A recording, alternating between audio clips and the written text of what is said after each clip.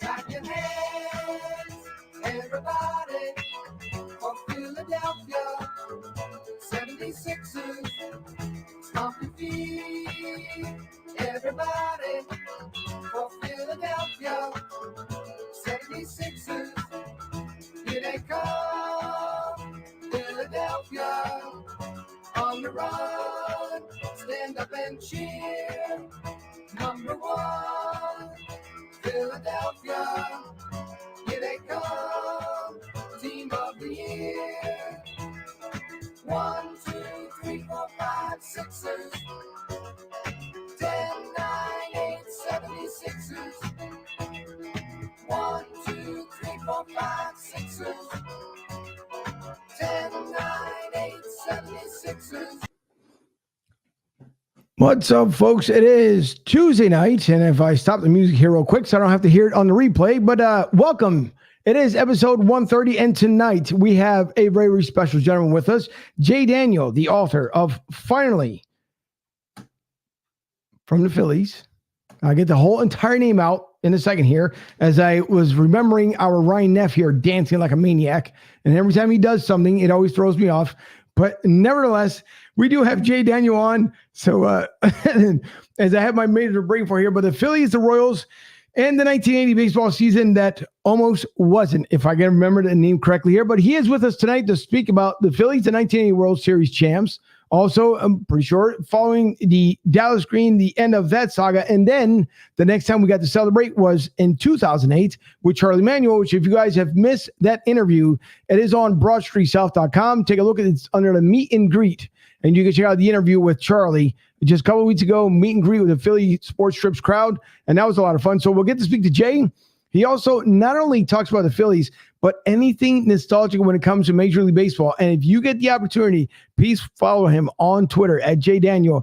Every day he posts something different, not just once a day, few times throughout the day. And it's always something good, as he put out today between Ricky Henderson, Eddie Murray, and a couple other folks, which Ricky Henderson is one of my all-time favorites, because Ricky, the one thing about him was, the great thing about him was as well, was that when he talked about himself in third person, which I think made him stand out more than any other major league player on any major league team.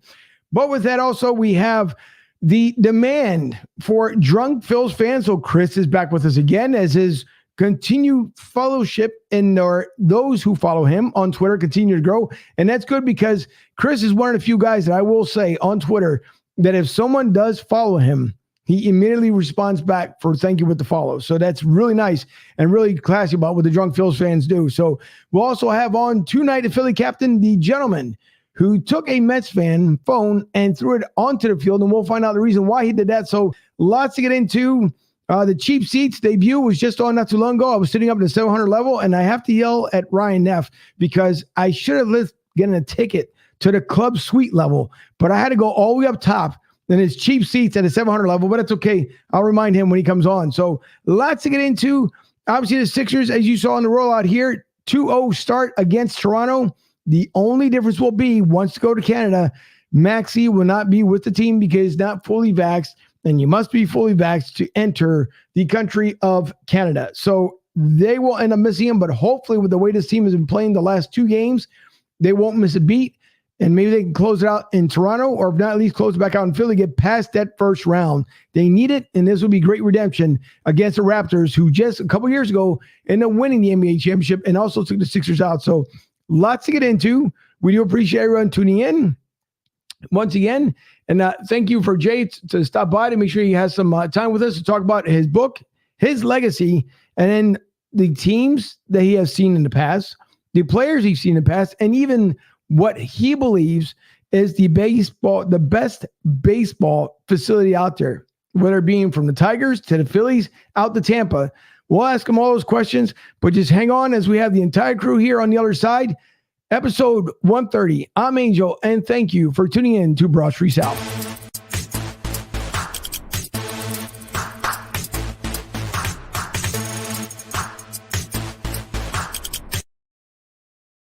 And as usual, we never can do the show without the Godfather himself. And you guys can also follow him at Fuji Mike on Twitter, as every morning he puts something new out there. And this morning I told him, thank you, Godfather, because, well, it's what he does in the morning time. But nevertheless, here is Mike Fuji, the Godfather.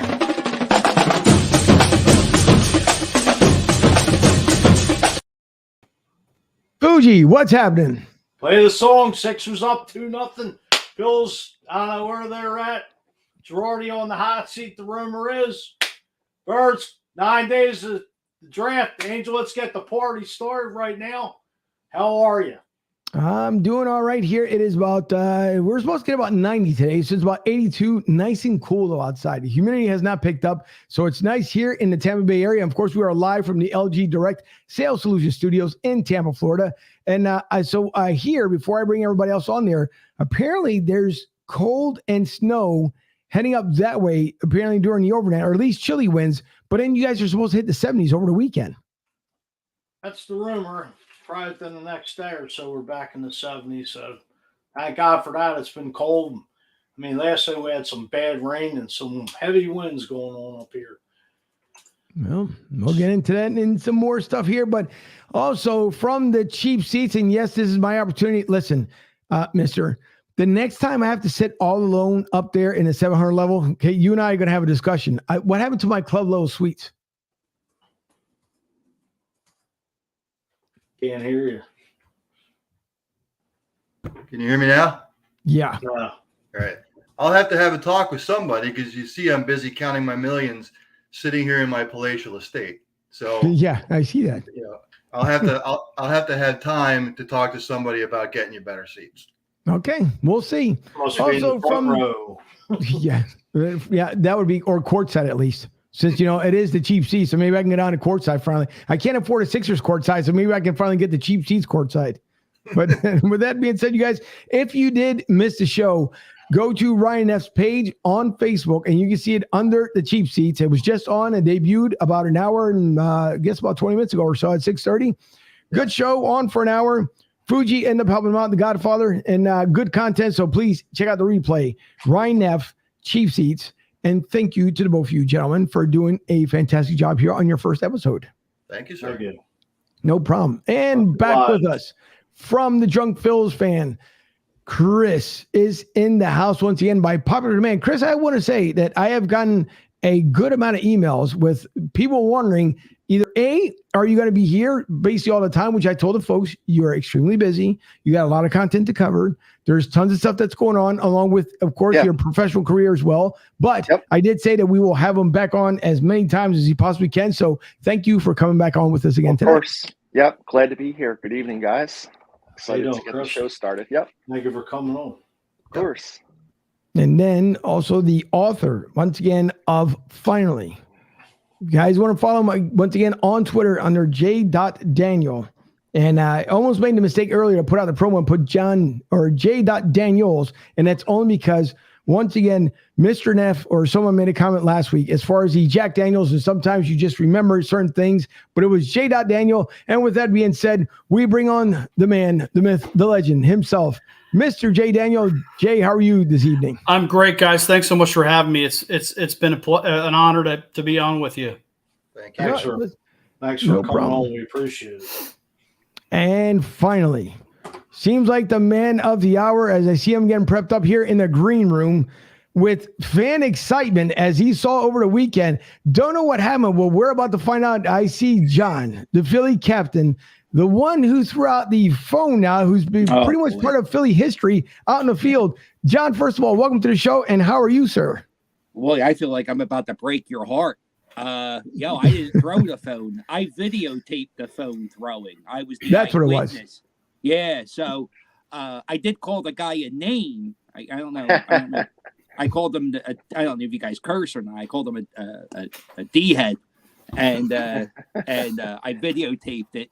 I can give you a play-by-play breakdown. I'm friends with the phone thrower, but I'm not the actual phone thrower. I'm not that brave or as good-looking as that guy is. What a brave, good-looking man that guy is. Appreciate you coming on. Thank you. Yeah, no problem. I appreciate that you guys having me on. Look at this. This is like a big setup. I feel like we're part of like a sales seminar, and the guy with the big studio, Angel, he's like the leader. He's going to make us buy timeshare or something. Look at this guy. Sure. Listen, if you want to buy some, Tampa. I got plenty in the Bahamas. If you want some timeshare, I got some down here in Clearwater, Florida. So any timeshare you want, we'll discuss it amongst the group here as we get the show going. We'll figure out who's going to have the top sales by the end of the show. So, John, but thanks for coming on. Jay, as far as starting with you here this evening, and the big thing is obviously writing the book and the memoirs that were for the 1980 season. And as you stated, it was a season that almost wasn't. And the Kansas City Royals making it there as well when it came to a lot of us who remember, first of all, as far as Veteran Stadium, that you can never forget that iron concrete jungle that it was. And the reference why I made the 700 level is because if you wanted cheap seats, that's exactly where you went. And you had the Fanavision up there. I mean, it's a place that will live in our own history now that Citizens Bank Park has been blessed as well with a World Series championship of its own. But I want to get to, first of all, what made you end up writing the book? Was it just because of the season itself and the way it ended up playing out? Or was it something that you've been wanting to do as throughout the season and then you just kind of captivated at the end of the season? So I grew up in Southwest Ohio. So I grew up going to Riverfront Stadium, which is basically the same ballpark as the Vet, right? Along with Three Rivers and a couple of those other ballparks. They were very, very similar. And people who grew up to the Vet, well, it's people who grew up going to the Vet as well as people who grew up going to Three Rivers or Riverfront Stadium. They'll talk about how crappy it was, but they won't let anyone else talk about how crappy it was, right? That was our ballpark. That's where we grew up, and that was our place. And so I grew up in Southwest Ohio, but I was always a Phillies fan. When I was about 6 or 7 years old, roughly, my mother grew up in the Philadelphia area, and she told me about being a Phillies fan when she was young. And when you're that age, that's either a reason to root for that team or to root against that team. And I became a Phillies fan. This was in the middle 70s. And, of course, this is right when that team was, starting to make some noise in 76 and 77 and 78. And then in 1980, I mean, that was the magical season, right? I mean, they fired Danny Ozark at the end of 79. Dallas comes in, and I think Dallas Green was the perfect manager for that team at that time. And Dallas Green was a guy who could wear out his welcome. But there were a lot of guys on that team who were maybe more concerned with their own individual stats. And I actually I posted it yesterday on my Facebook page. There was a video about Mike Schmidt's 500th home run, and Schmidt was talking to Pete, and Pete said that there were a lot of guys, or Schmidt was telling Pete, there were a lot of guys that they all came up together. It was Schmidt and Boone and Boa and some of those guys, and they were all very, very good players, but they all sort of, to a certain extent, knocked each other down in terms of no one really would let another one of them establish themselves as the leader of that team. And then when Pete comes in, they all defer to Pete because he was the man at that point. And then that allows some of those other guys to become themselves and to just do what they did and not have to carry the burden of leading the franchise.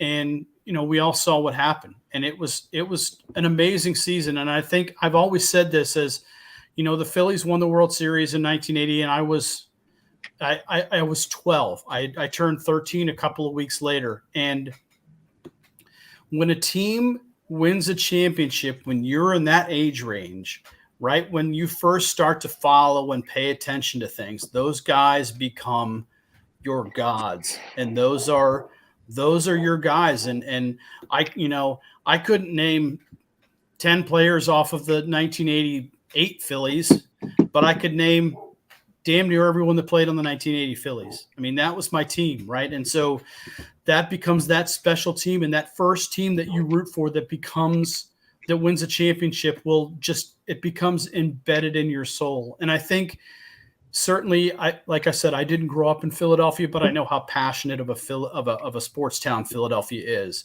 And I think it's one thing if that team wins a championship in another city, but boy, when that team wins a championship in Philadelphia, I mean, there's a whole generation of people who grew up in Philadelphia and lived in Philadelphia that team is absolutely embedded in their soul and always will be until the day that they died. I remember I didn't realize you were in Clearwater, Angel, but I lived in Clearwater for 11 years.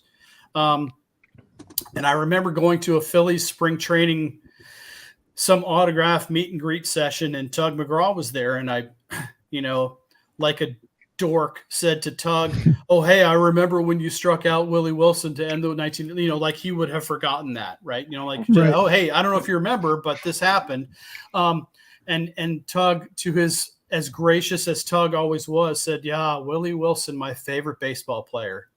And that is that memory, right? I will always remember that, of just, and looking back on it now, Tug not only saying, "Well, of course I remember that, you yahoo," right? I mean, but that was Tugger. And so, I mean, there were some personalities on that team. At the time, we thought we were looking at 3 Hall of Famers on that team and a couple of other borderline Hall of Famers. And that, that was a really, really special team. And to me, that 1980 Phillies team will go down as the best team in the history of the franchise, regardless of what the 2008 team did. No, absolutely. And before I turn over to Fuji here, I want to read Rick Marcus's comment. You always find out new and exciting things when it comes to the fans here of the show. And Rick, who's been a friend of the show for the longest of time now, since the inception of the show here, he says, "I have the special insert of the Inquirer with the 80 World Series, Dallas Green and Pete Rose on the front page. Also stuck into Franklin Institute, where they had a party and told them I was Andy Musser's son." Solid. Got a baseball and a table seating. So that's pretty good by Rick. Rick, great job by you, because who knew that was going to end up that was something like that end up happening. And Don Pfeiffer, who tunes in, is Ricky Bo knows. And I'm telling you, Ricky Henderson was just something else. The guy was much appreciated, but I don't want to take up too much time here at Fuji. Fuji, sir, you have the floor from the cheap seats. Jay, John, Chris, welcome. Coming back. Thank you. Cool. Just a tidbit of information. Dallas Green gave up a home run to Pete Rose. Just food for thought, talking about, Pete playing against Dallas Green. But, Jay, just to touch on your book, the rumors were that year the Phillies, I think Paul Allen's, I believe, turned over.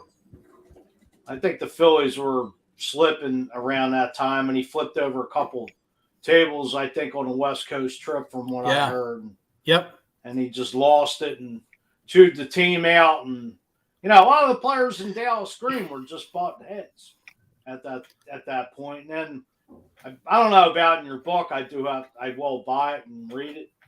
Also, there was a couple rumors stating that a couple of the Phillies big name players, there was a trade.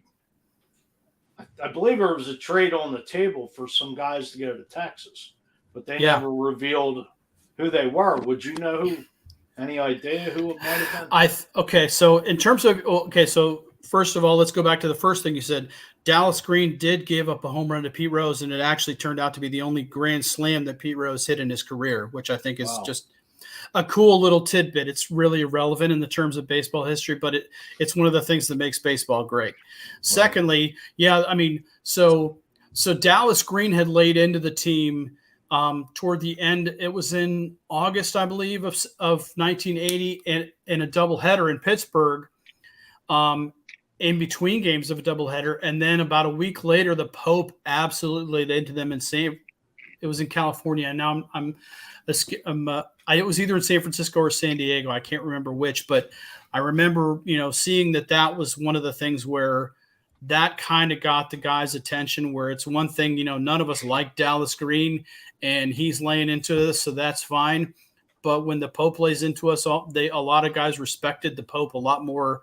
I don't want to say more than they did Dallas Green, but just, it hit home more when the Pope laid into them. And that was one of the things where they said, well, and the message for both of them was basically Dallas Green was trying to show these guys, basically his message was, you guys don't realize how damn good you are.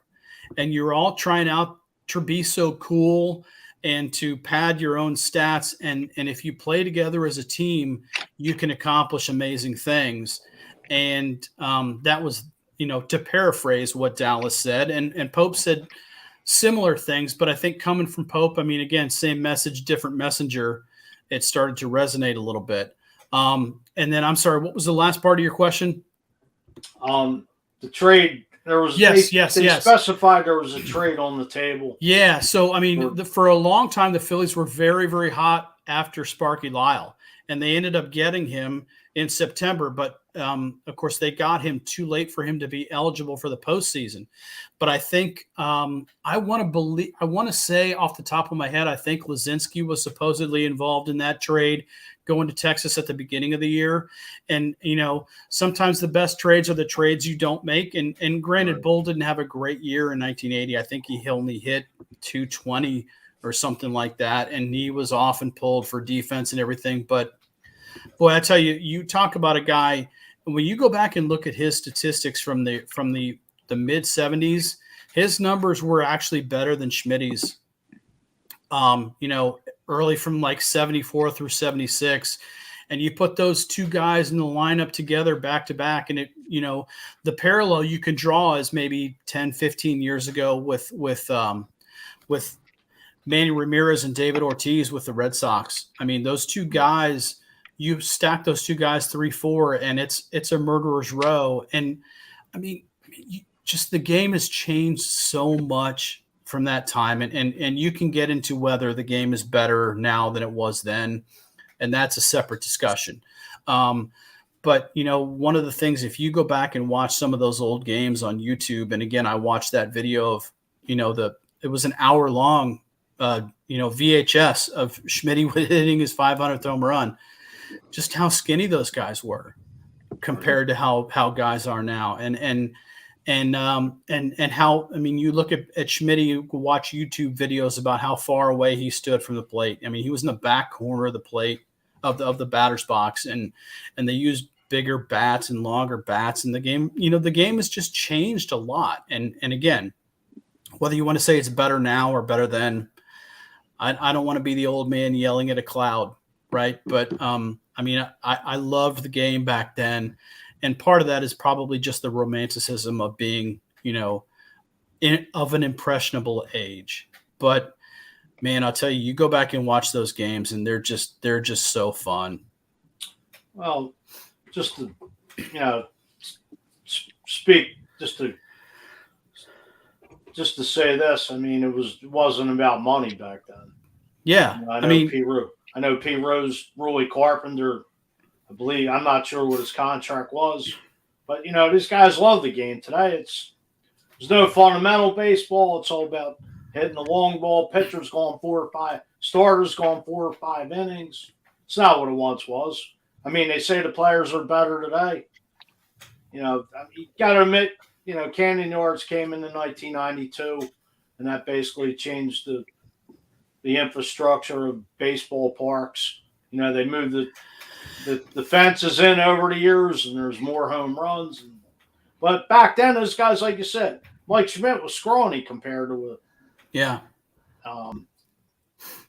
David Ortiz or even Trout. I mean, you look at Mike Trout right now. I mean, if Mike Trout had been Mike Trout in the 1980s, he probably would have been a linebacker in the NFL. And, he was that size. And that's obviously no knock against Mike Trout. He's a freak athlete, but it just shows how much the game has changed. I mean, I think you could say the same thing about Bryce Harper, the way he's built.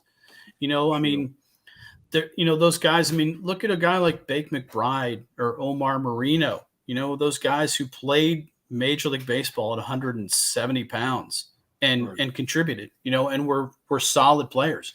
You just don't see that anymore. And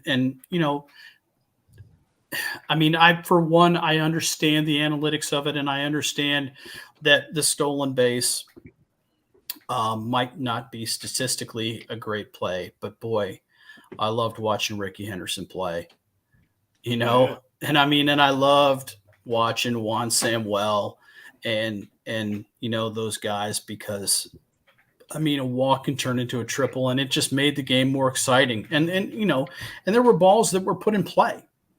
Right. And that was fun. Even before Ricky Henderson, Lou Brock. Yeah. Yeah. I mean, absolutely. And, and before him, Maury Wills, right? I mean, yeah. Chris? Yeah, so Jay, I read your book. I loved it. And I just Thank wanted to you. kind of ask you a few questions. Sure. Kind of a little bit about like when you first thought that you were going to write the book, how long it took.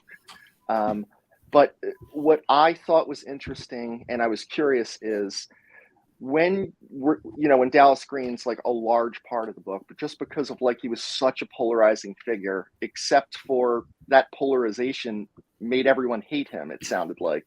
Yeah. And that's what brought them together. And he was one of the quotes in the book that I enjoyed was, when they first came in or when he first came in, he felt the Phillies were more concerned about tee times than batting practice or game time. Right. And he wanted to kind of change that from a we, not I. And at the end of the season, he actually benched Luzinski. He benched Boone in favor of, Lonnie Smith and Keith Moreland, which was, that was a gutsy move. And Boa went on, talk show at the time and just blasted Green.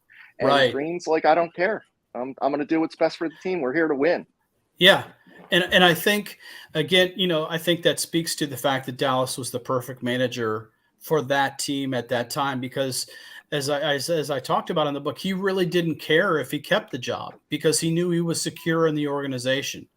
He was brought in kind of, to kick butt and take names. And the organization saw how much talent was there and what was needed. And he was the guy who came in and he knew that if he came in and failed, then they'd hire a new manager. He'd go back to being farm director.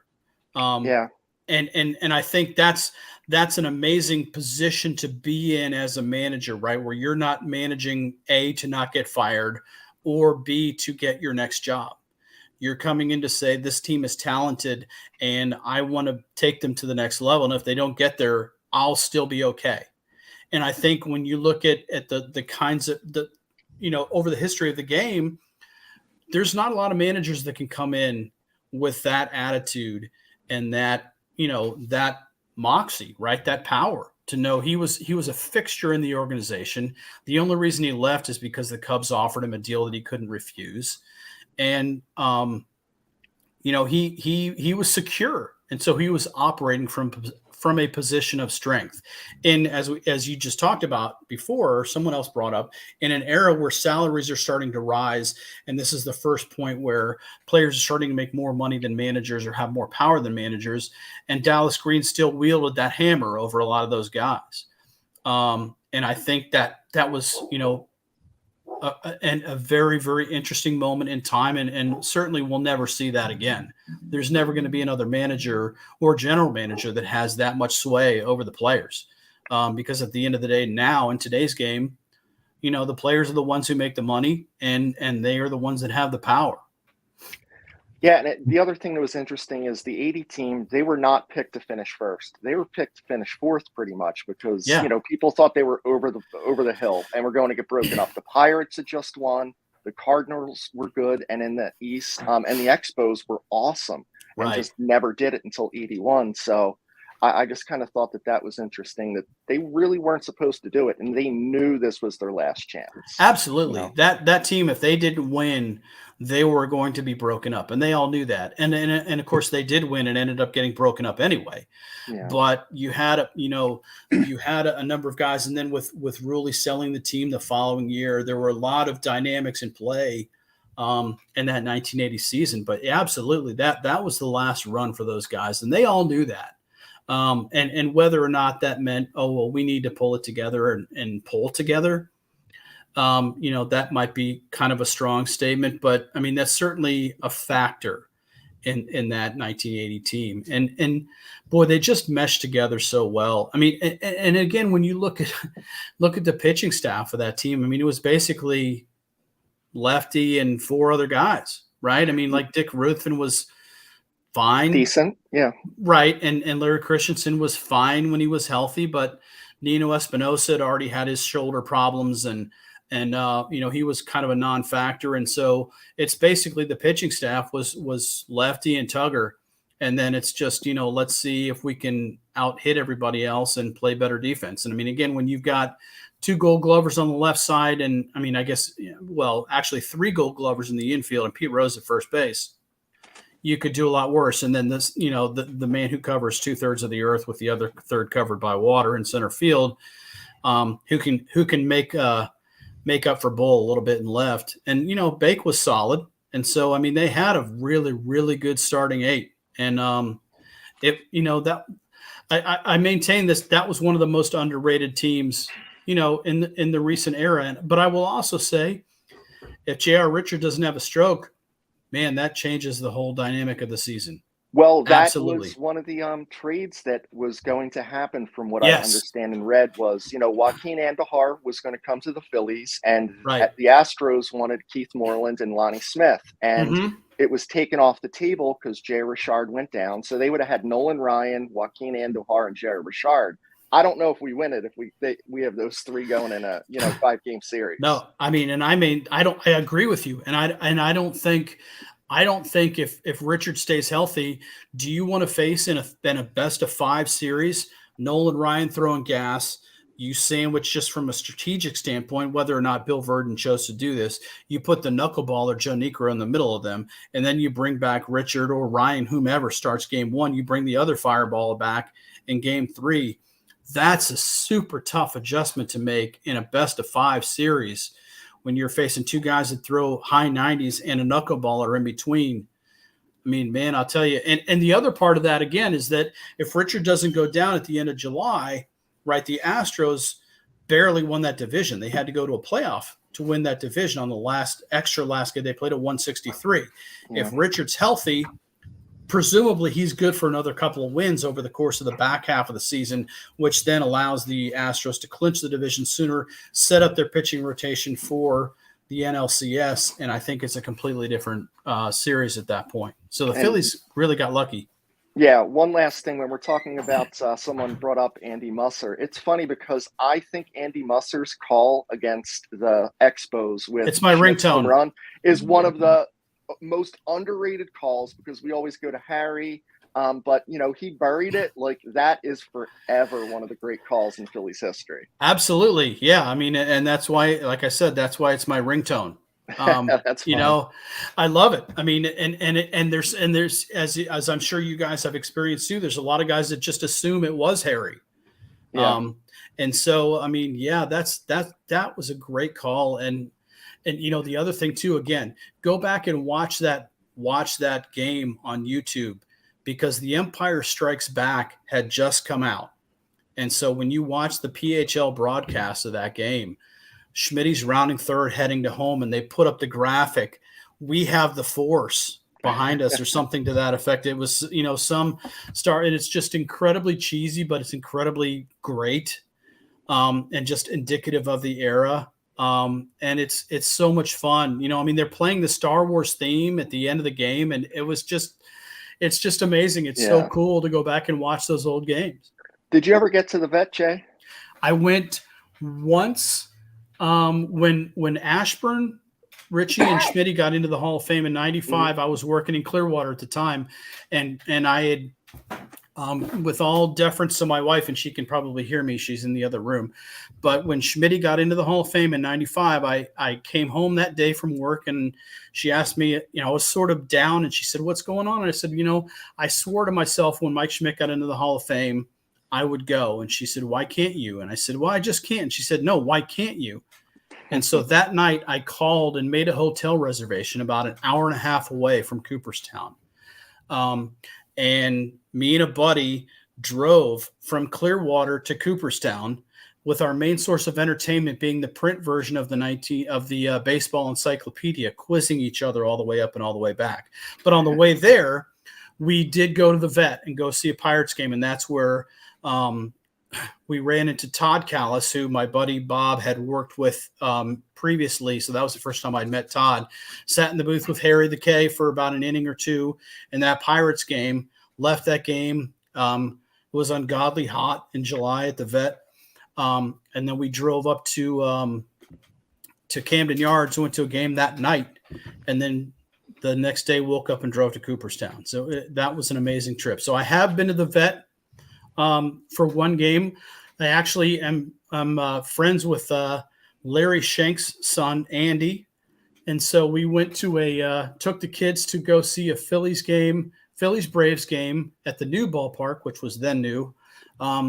It poured down rain after a half an inning. So I have been to Citizens Bank Park for one half of an inning. Jay, just real quick here. So many things you talked about in the book. We were talking about the Astros and what could have been and whatnot. But, you're probably a year older than me, so I'm showing my age here, and I'm sure you are. Right there with you. But I don't, before 94, when they went on strike and before some of the other stuff happened, I don't think people realized with the drugs and the drug scandals that were going on in 1980, I don't think people realized how quick that could have imploded in 1980. You said the season almost never was. Yeah. Can you sort of expand upon that? Like how far was Major League Baseball from imploding? It was really close. I mean, the 1981 strike should have happened in 1980. The players had set a strike date of the Memorial Day weekend, and that was the day. And there was actually a walkout in spring training as well, where the players walked out in the last week of spring training. And then the strike was supposed to happen on Memorial Day of 1980. And basically what happened was they came to an 11th hour agreement, and they agreed to disagree on free agent compensation, which was the big thing, of course, that kickstarted, if you will, the 1981 draft. So they basically just kicked the can down the road, finished the 1980 season, and then it came to a head in 1981, and we had the disaster of the split season, which is another fascinating book by Jeff Katz, if you've ever read that, called Split Season, which is and he actually wrote, he's the former mayor of Cooperstown, and wrote a book about the 1981 season, and that's recommended reading as well. It's a really, really good book about, and part of the reason I didn't want to get into the labor stuff, it's a big part of the history, but I don't want to get bogged down with that. I'm more of a what happened on the field kind of person. But if you get a chance to read Split Season, I would highly recommend it. Well, I'm going to switch gears here for a second because I know John's been patiently waiting. And John, I have to ask, I see the Phillies obviously in the background there, but are we wearing a Phillies cigar type robe there? Just a terry cloth robe. Try to class it up a little bit. Solid choice, John. Thank you. Listen, no problem. So, for those who don't know, John was the one that actually filmed the taping of a Mets fan phone being thrown out there, and courtesy of his own YouTube page, which I have here queued up, Philly Captain. I want you to explain, as the video here is going to be rolling along, of what happened. I guess that was what, coming up April 12th, wasn't it? Somewhere around there? Yeah, it was last Tuesday. Yeah, you want me to do a play-by-play? Sure, play it. Sure. So I'm going to cue it up here just so at least we can know exactly what happened here. All right. You see that guy? He's chirping, wearing a Mets jersey. He was chirping the entire inning. I make YouTube videos. So my video of that night was I was going around showing how baseball fans yell at each other. Right. And this is the bottom of the ninth inning, and this guy is being so annoying. He's being so ridiculous. He's standing up and clapping for every pitch like it's Game 7 of the World Series. And this is the last out. And what he's doing is he's running up to this guy with his phone. He's going to laugh at this guy with the phone in his face. And the guy says, you know what? I don't want you to put that phone in my face. I want to put that phone in the outfield. And he picks up the phone and he throws it in the outfield. There's the phone thrower right there with the... He shouldn't have a rally cap. Nobody in Philadelphia used to do a rally cap. That's a Mets thing, and we're better than them. Yeah. So, let's see. So, all right. Oh, it looks like this is a replay of the clip. Because originally showed the slow-mo portion of it, and then it comes into your fast motion. Right, you see how the security guard had to go down? Like you don't get security like that unless you're being a jerk. And he, like I said, game 5 of the World Series, standing up, clapping, every ball, every strike. It's like the 5th game of the season, buddy. Just relax. Just relax. And he was and just so you guys know, he's at this game by himself. He's not with anybody, and he's sober. So no one likes Met fans. You know, he's a scumbag number one. Yeah. Right. All the other Met fans sitting with him, they don't even pay attention to him. They're like, "Oh, please stop! You're embarrassing us." And all right, so this is going to be the last out. Rhys Hopkins strikes out. Not that he's having that bad of a season, but you know, the bet. All right, see how he's got the camera ready? He's got the camera ready to videotape. And here we go. There we go. Sorry. Got the phone, boom, right in the field. That's just epic. Is that the most Philly thing ever? Dude, I don't know. I've seen a lot of stuff. I've seen Minnesota Vikings fans look at it, and the hero gets away. What a great guy. I've seen Vikings fans get pelted with beers. I saw a girl go into a Porta-John at an Eagles game wearing a Romo jersey, and I saw somebody knock over the porta potty. That was probably the most Philly thing, but that's up there, top 3. I love it. I think it's the greatest thing ever. Jenna, I'm trying to figure out. Okay, so you got a fan that's right here. If you can see the mouse kind of going around this guy's head here. Yeah. So he comes out of nowhere, goes to grab the guy who actually threw the phone, which then he gets away and goes. So what was his intention? Like, what was he planning on thinking? Like, yeah, that guy was a Mets fan. And also, I think he was there by himself. You're right. Nobody likes Mets fans. Oh, no, the girl just said, get away from here. Yeah, okay. So he's not by himself. But yeah, he was a Mets fan. He was trying to protect the guy. The guy who threw the phone ran to the Broad Street line, which is like the train station down there, and he got away. The phone didn't get broken. Everything was fine with the phone. The guy got his phone back. He had to wait 10, 15 minutes till they got it off the field. But yeah, everything ended fine. That could have ended a lot worse. If that was the 700 level with the vet, that guy's getting knocked out. No doubt. So wait a minute, he just got shoved by another fan because, as you were saying, he started chest bumping this little fella. Wait till you see the size of this little fella. He's chest bumping. Boom! He's half the size of him.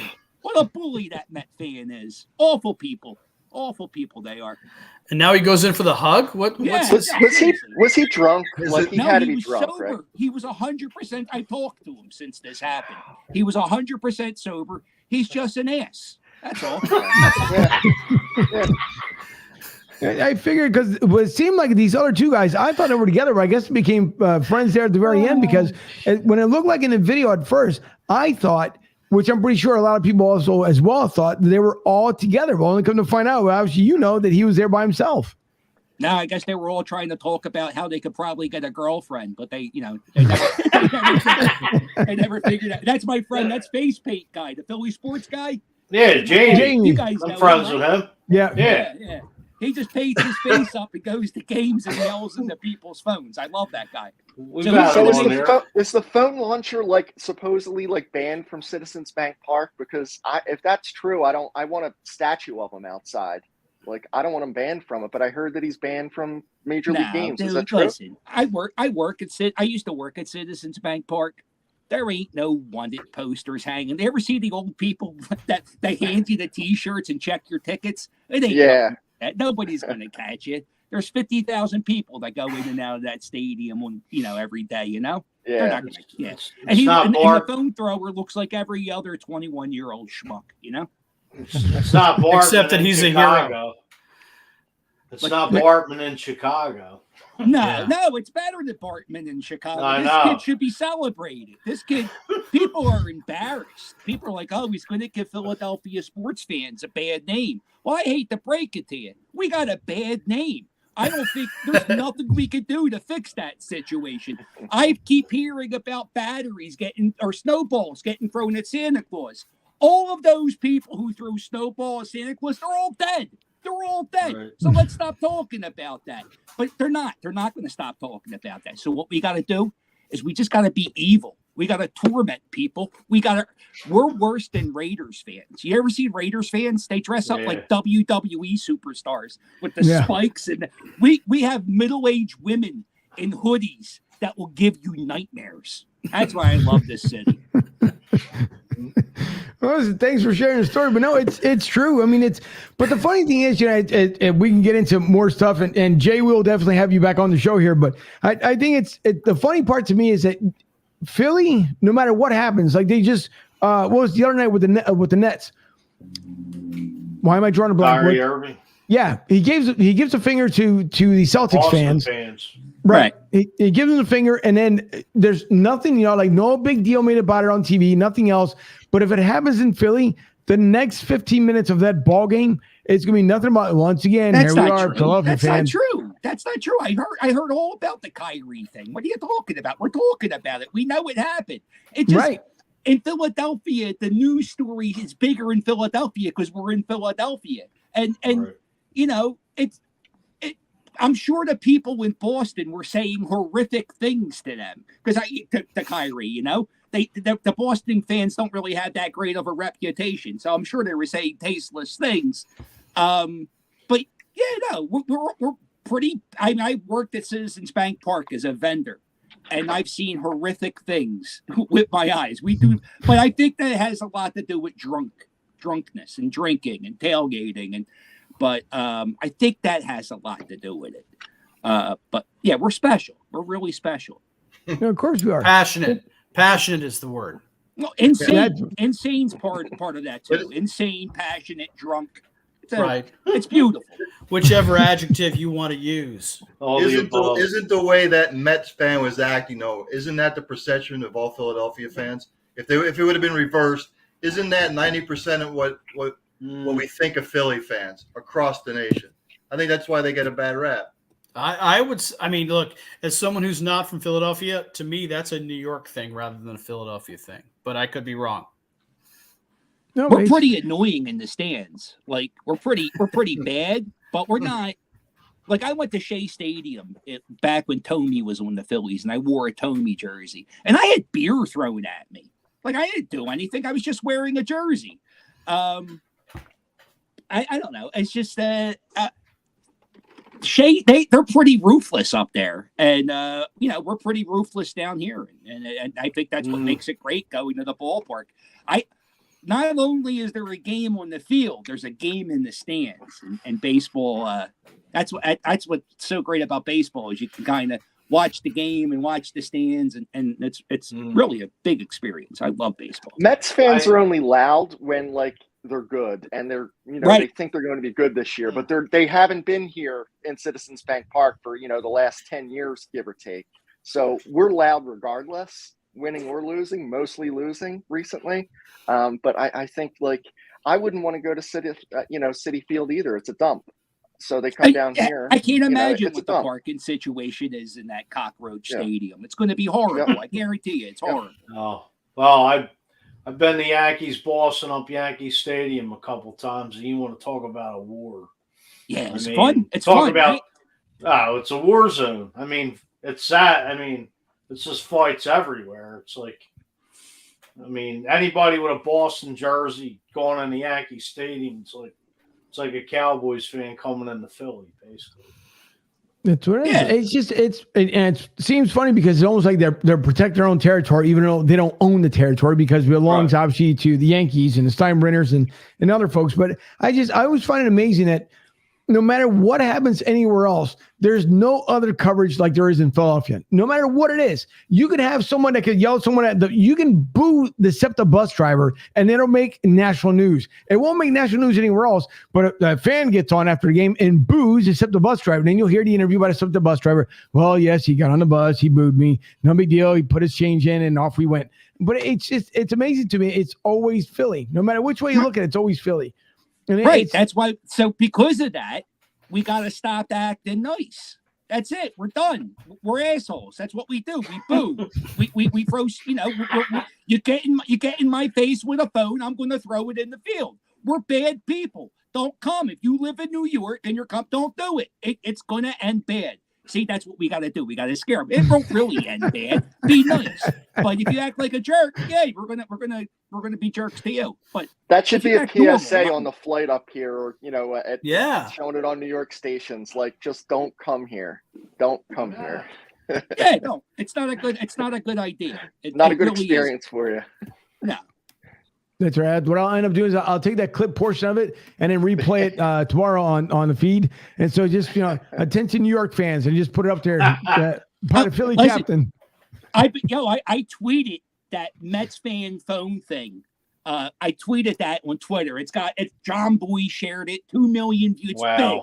So I've been getting berated by these dopey Mets fans talking about like whatever matters, and all I say is Ronald Reagan was the last president.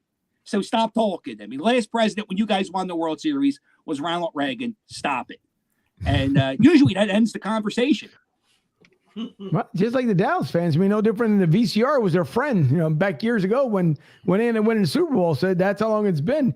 But things happen. Thankfully, there wasn't a fight or anything else. No one got hurt. That's the most important thing, because that's the last thing that anyone needs is to go down to the underground jail cell that we like to have at the Link and also at Citizens Bank Park.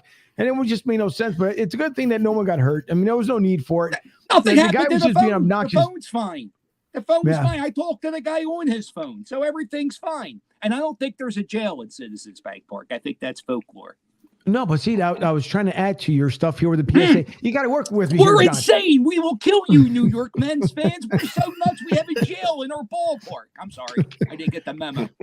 That's all right. No problem.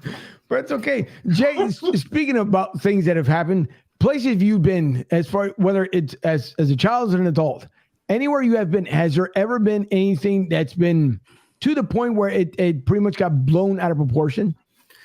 Man, I mean, not really that I can think of. Nothing hits me off the top of my head. I mean, I grew up in going to Reds games, right, in Cincinnati. We're all, they were all polite Midwesterners, right? I mean, you say, "Oh, excuse me," when you run into something. So,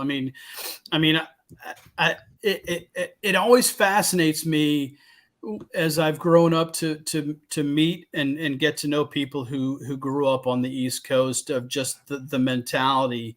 And I'm not making a judgmental statement. It's just a different way of looking at life, and it's always been really interesting to me to meet people who grew up in New York and Philadelphia and some of those kinds of places, Boston, where just the mentality of standoffish is a term to use, but it's not the right term to use because that has negative connotations. I just think you grow up. I grew up in the Midwest, and look, I know John's he's holding his tongue, right? And I mean, I honestly am not saying this as a criticism. It's just a different way of looking at things. And I'm not saying you're wrong and I'm right, or I'm right and you're, whatever it is, it's just different. It's always been a fascinating dynamic to me. I mean, I spent a number of years in Clearwater and went to some Bucks games, and you see, some things that happen in the stands in Tampa Stadium. And of course there's the whole ridiculous.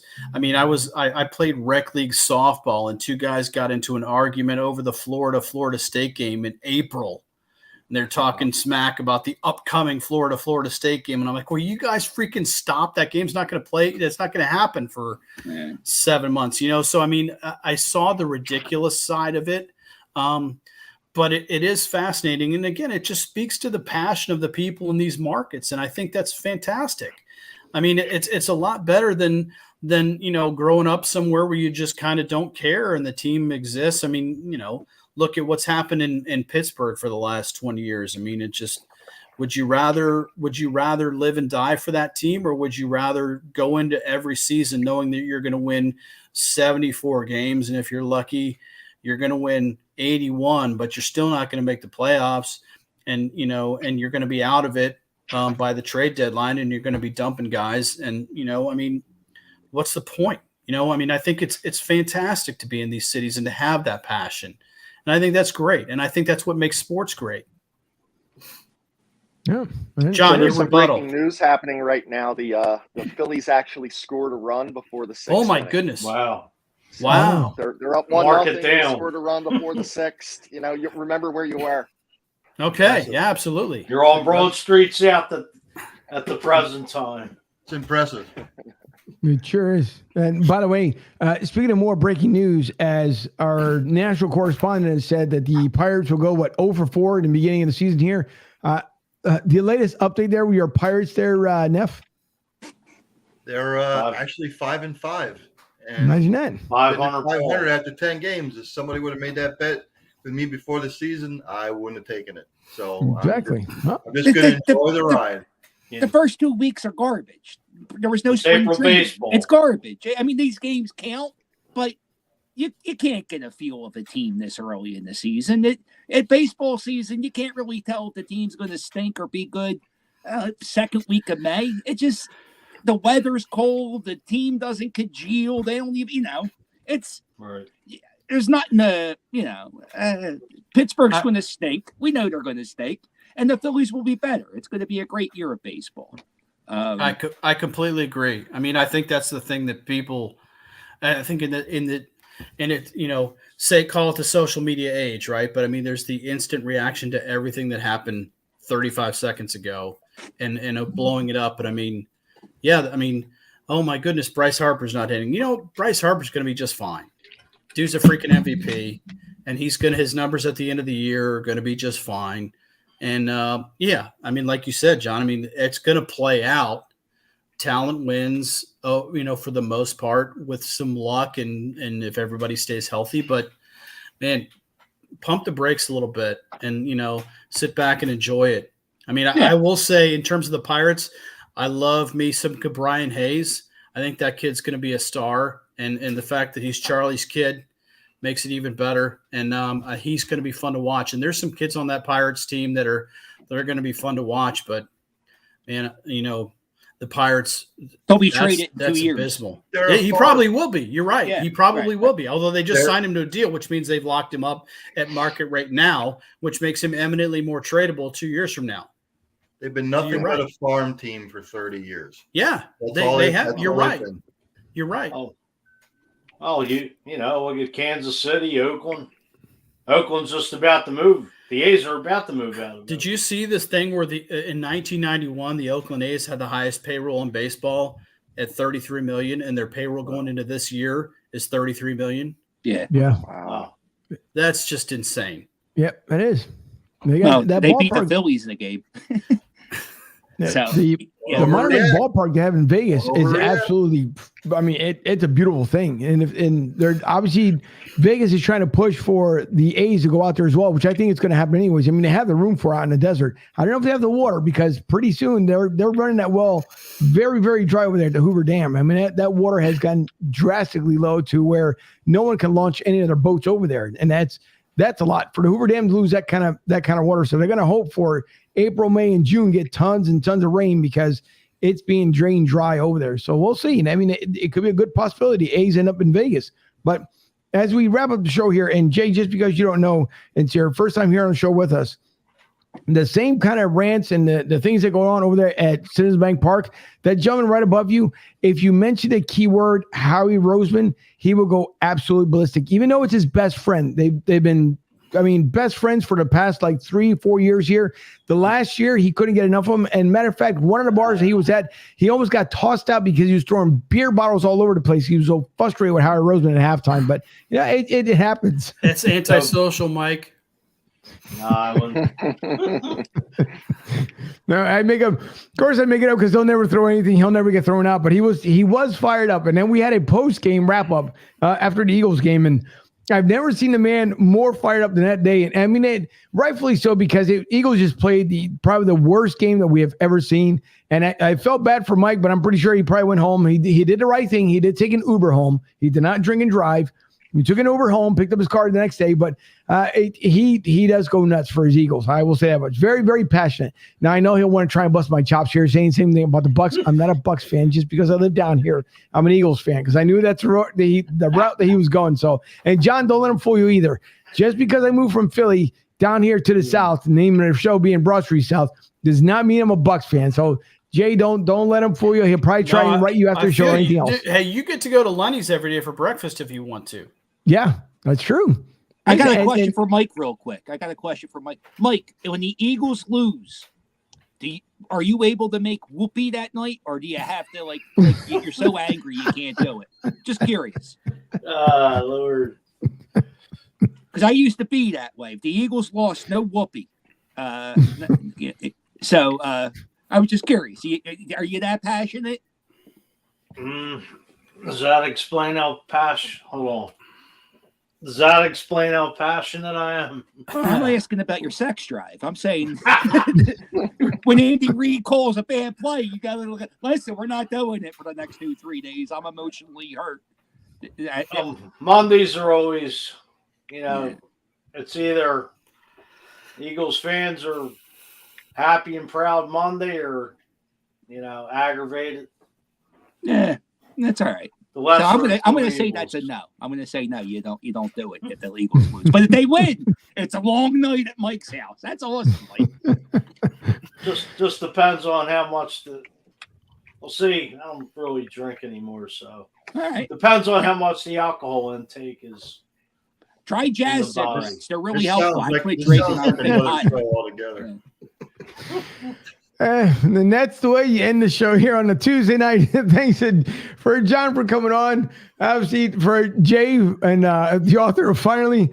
Talking about the show goes off the rails here at the very end, but it's always fun. That's why we bring on folks on here, because it just adds things to that we haven't either heard or seen on the show. But again, to Chris, for Drunk Phillies fans, again, you guys can follow Jay over at Daniel2033, if I remember correctly, Jay. JDANIEL 2033. Mike Schmidt and Larry Bird. Larry Bird. Go get him on. Get him on. No, but see, I love me some Doc too, though. It's complicated. It is. And I don't even want to hear it. All right, fair enough. And you know what, John? Dude, hey, all I'll say to you, John, is not all heroes wear capes. And you are a freaking hero for capturing that moment on video. God bless. You're a hero right in your book. See, now it's a love fest. See, exactly. You didn't even need these guys, just me and you. We'll catch up later. Yeah. Have my people call your people. There you go. We'll have a spinoff show, John and Jay, on a Wednesday night. And then we wind up doing it. We'd like to thank our sponsors as well. Tampa Joe's, always check out and visit tampajoes.com and or go to 9316 Anderson Road in Tampa, Florida. And hop, skip, and jump, as I always say, over there from the airport, exactly where the Philly of the South Football Club for the Eagles hang out every NFL season. So from September to December, at least into January now because of the 18th game, you guys can end up, or the 17th game, excuse me. The 18th hasn't come up yet. To the 17th game, you guys can catch us over there at Tampa Joe's. Thanks to Mike Goodwin and his group, as always. TampaJoes.com. Serious Food, a great place. And we thank them for their sponsorship as well, along with PhillySportsTrips.com. Philly Sports Trips, you guys check out. They're soon coming up really fast here. Their first time ever going overseas for a golf outing. Check out all their upcoming trips at PhillySportsTrips.com. And I see Alf there in the background there with John. So it probably, you know what, that is very, very fitting for you there, John. So that was great by you there. Ultimate Warrior. And you also have LGDirect.net, and of course, where the name of the studio is named after. Thanks to Larry Gilman for the job that he does and his support for us here at Broad Street South. If you guys need payment solutions and or credit card solutions, more importantly, please visit lgdirect.net, and or if you need apparel, t-shirts done, let them know, and hoodies at lgdirect.net. And you can also call them at 855-777-3863, 855-777-3863, to BigStarSportsTalk.com, one of our special partners here at Broad Street South. Don't forget his show with Andy Kalu, former Eagle, Monday through Friday from 10 to 12 Central Standard Time, In the Trenches. And you can also follow them on In the Trenches, Houston Trenches, on Twitter. So check out their show as well. Always a good time. And we will be seeing, by the way, someone here, and I don't want to let out when exactly, but we'll be seeing someone here momentarily later on in the NFL season. Also for Sports Draft Pro, if you guys bet and use anyone to go out there, whether it's fun gambling, whether it's for video, whichever case may be, you can go to Sports Draft Pro. broadstsouth.com, and visit it also on our website here, broadstSouth.com. Take a look. They have packages from free to $20. By any means, you can always end up joining. And I see one last comment coming in before we close out the show. Sean says, good show, guys. Thank you, Sean, for contributing. And by the way, Sean will be with us here live on Thursday. And let us not forget as well, this upcoming Thursday, we do have Seth Joyner in the house. So please tune in on Thursday night. So Seth Joyner will be here. And who knows, maybe John will end up making an appearance again, because we can have the comedy skit hour with John. So we'll put him on the bottom line. In between the intros, we'll end up doing the comedy skit with John. But Jay, listen, we will have you back on the show because there's a lot of baseball season to go with. It's heat, and we're busting out something else. So now, now it's going to screw me up here towards the end of the show. But Jay, we'll have you back on here because, as we said prior to the broadcast, there's some broadcasters that the voice will never go away. And God bless Harry Callis, who we just lost a couple years ago. And it's 2 days after when his casket was brought across Citizens Bank Park. But now you will be our honorable mention as far as for stats and or for history, for nostalgia. So we'll be more than happy to bring you back on the show, John. Whenever you have the opportunity, Jay, please come back. It's an honor, and I would be happy to come on. Just let me know. Thanks, guys. It's been a pleasure. No Thank you. problem. I'm very busy. Yep, Don't nice call meeting me you. ever again. But thanks to John, the Philly captain, for coming on. Also for Chris from the Drunk Phillies fans. And Chris, please let everyone know, number one, where they can find you, your content. And if anybody remembers, and I don't know, Chris, are you frozen or are you good? No, I'm good. Yeah, I'm Okay. good. And also, by the way, if anyone sees any Drunk Phil's fan t-shirts outside Citizens Bank Park, please do not purchase it because it is not from Chris himself. So please let them know where they can find the actual good apparel and how they can find you and your content. Sure. Thanks, Angel. So our t-shirts can be found on phillysportshirts.com. They'll have our full line of the one I'm wearing, different colors. And we have a newer logo that we brought out. So this one will be on t-shirts now too. At Drunk Phil's Fans on Twitter and Instagram, and just search Drunk Phil's Fans, the page on Facebook. So, yep. Thanks, Angel. No problem. And also for the cheap seats, once again, I'm going to put in my request here next week, okay? Cheap seats, right? The suite level, not the 700 level, the suite level. I would appreciate it. I'm on it. And for Mike Fuji and Debbie, my producer over there in Studio B, thank you everyone for tuning in. We will see you Thursday night with Seth Joyner, 8 p.m. Don't forget, and also, as Fuji always likes to say at the end of the show, go turn on your mic there, silly. Oh, boy. Go Birds, go Sixers, play the song. Ring the bell. You want? Okay, I'll end it with the song here. So give me a second. I'll play it off on the way out. So let me cue it back up for our Philly faithful, and let's hope the Sixers can take the series 3-0 and bring it back. So for everyone else, Bobby Jones content, please, with a little Moses thrown in. Sure, no sir. problem. All right, gang. Thank you for everyone tuning in. Once again, we'll leave you here with some Sixers music here, the theme song for us here in Philadelphia. Play the song.